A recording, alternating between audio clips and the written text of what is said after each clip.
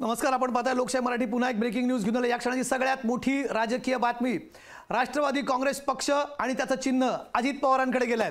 केंद्रीय निवडणूक आयोगाने हा निर्णय दिला आहे. मोठा धक्का मानला जातोय.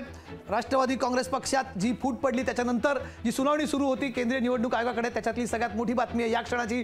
शरद पवार यांना खूप मोठा हा धक्का मानला जातोय. अजित पवार यांना राष्ट्रवादी काँग्रेस पक्षाचं नाव आणि राष्ट्रवादी काँग्रेस पक्षाचं घड्याळ हे चिन्ह मिळालेलं आहे.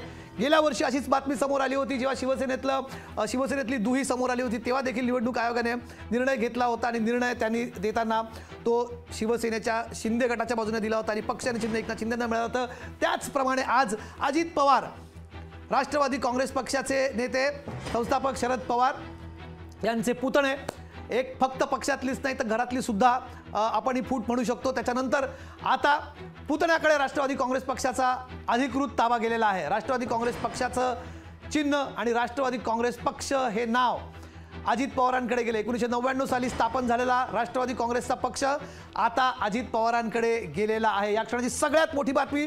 निवडणूक आयोगासमोर याची सुनावणी होत होती. निवडणूक आयोगाकडे दोन्ही पक्षांनी धाव घेतली होती आणि दोघांनी आपली मतं त्यांच्यासमोर मांडलेली होती. एक ट्विट आलेलं आहे अजित पवारांच्या वतीने. ते ट्विट आपण फुल स्क्रीनवरती दाखवूया. अजित पवार काय म्हटले आहेत, अजित पवारांचं म्हणणं फुल स्क्रीनवरती बघूया. अजित पवारांचं स्टेटमेंट राष्ट्रवादी काँग्रेस पक्षाच्या ट्विटर हँडलवरून एक्सवरून करण्यात आलं आहे. आमच्या वकिलांनी मांडलेली बाजू ऐकून घेऊन निवडणूक आयोगाने दिलेला निर्णय आम्ही विनम्रपणे स्वीकारत आहोत.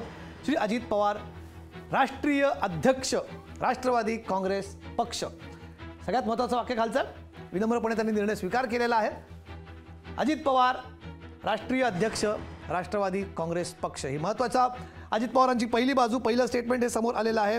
अजित पवारांच्या वतीने आमच्या वकिलांनी जी बाजू मांडली आणि ती ऐकून निवडणूक आयोगाने दिलेला निर्णय आम्ही विनम्रपणे स्वीकारतात.